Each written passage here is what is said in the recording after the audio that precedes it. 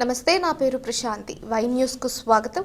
This news sponsors by Shri Krishna enterprises. Railway station ఎదురుగా మా వద్ద అన్ని టీవీలు, ఏసీలు, ఫ్రిడ్జ్లు మరియు అన్ని రకాల ఫర్నిచర్ హోల్సేల్ ధరలకు అమ్మబడును. ఈ కృష్ణ ఎంటర్ప్రైజెస్ కు విచ్చేయండి. రైల్వే స్టేషన్ ఎదురుగా, main road, Tuni. Proprietor Tamarana Satyanarayana.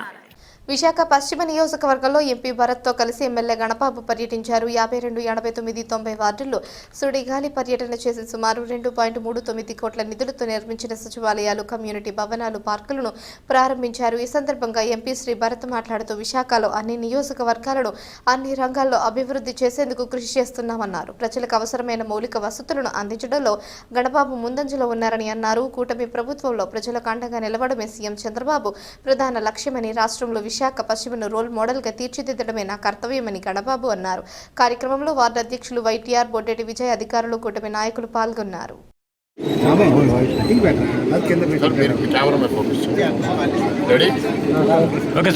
అందరికీ నమస్కారం అండి. ఇవాళ పశ్చిమ నియోజకవర్గంలో అనేక కార్యక్రమాలు ప్రారంభించడం ఆల్రెడీ కొన్ని చేశాము, ఇంకా కొన్ని చేయబోతున్నాము.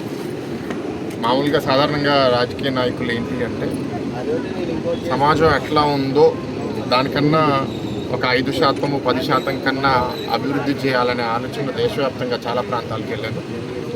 ఎక్కువ మంది ఆలోచించారు. ఎందుకంటే ప్రజలు ఎట్లా ఉన్నారో అట్లాగే ఉండిపోతే మాకు వాళ్ళు ఓట్లు కంటిన్యూస్గా వేస్తూ ఉంటారు. ఎందుకంటే మీరు కొన్ని వెనకబడి ఉన్న ప్రాంతాల్లో చూస్తే అక్కడ నాయకులు గెలుస్తూ ఉంటారు, కానీ అక్కడ అభివృద్ధి జరగదు. కానీ ఇక్కడ ఈ కొద్ది కార్యక్రమాలు వాళ్ళు పొద్దున్న చూస్తే వాళ్ళ అక్కడున్న స్థానిక ప్రజలు ఆరోగ్యం బాగుండాలి అని పార్కులు డెవలప్ చేయడము, అండ్ ఆ పార్కులో కూడా సైంటిఫిక్గా ఆలోచించి ఎట్లాంటి ఫ్లోర్ మెటీరియల్ పెడితే, చాలామంది మనం అంటున్నాం మన చెప్పులు వేసుకుని మార్బుల్ ఫ్లోర్లో నడవడం వల్ల మనకి గ్రౌండ్ నుంచి రావాల్సిన గ్రౌండింగ్ మన శరీరానికి అవసరమైనది మనకి రావట్లేదు.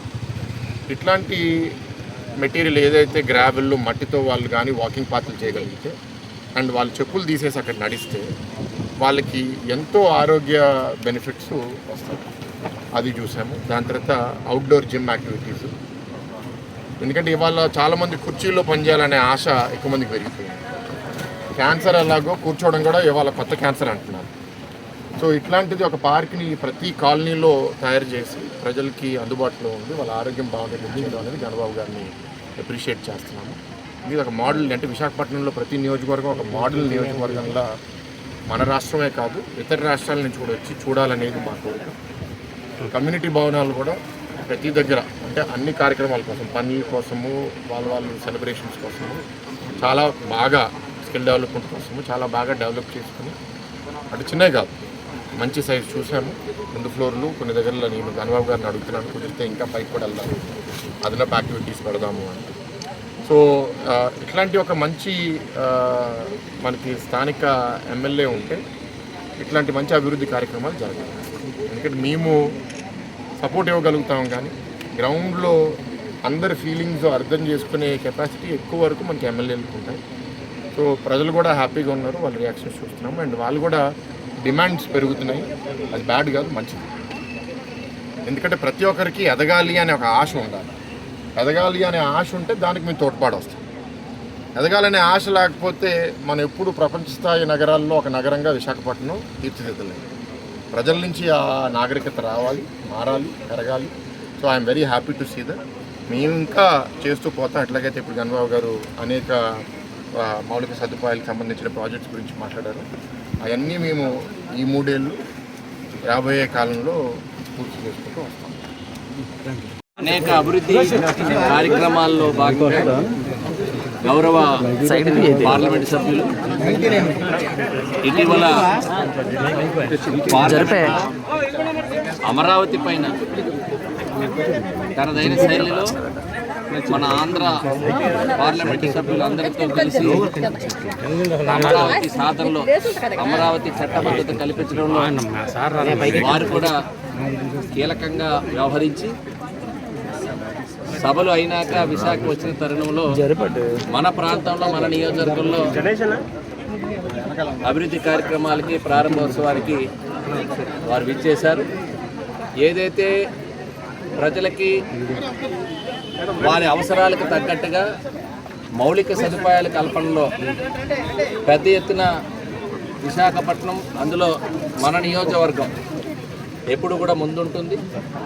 ముఖ్యంగా మన ప్రాంతం ఇక్కడికి వచ్చేటప్పటికి ఇన్ఫ్రాస్ట్రక్చర్, రైల్వే అండర్ పాసెస్ కానివ్వండి, ఎన్ఐడి ఫ్లైఓవర్, ఎన్ఎస్టిఎల్ నుంచి సింహాచలం వెళ్ళేటువంటి రహదారి కానివ్వండి, ఇప్పుడు కొత్తగా మనకు ఉండేటువంటి కొత్తపాలెంకి ఇచ్చేటువంటి రహదారి విస్తరణకు కానీ ఆ ప్రతిపాదనలు కూడా మనం ముందుకు తీసుకెళ్తున్నాం.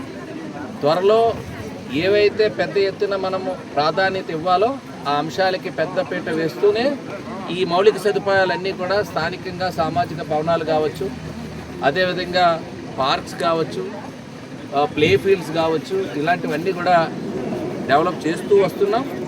అది ఒక నిరంతర ప్రక్రియ. అందులో ఈరోజు ఎంపీ గారు భరత్ గారు కూడా ఇందులో పార్టిసిపేట్ చేయటం, వారి స్వహస్తాలతో ఈరోజు మనం ఇనాగ్రేషన్స్కి ఉన్నాయి.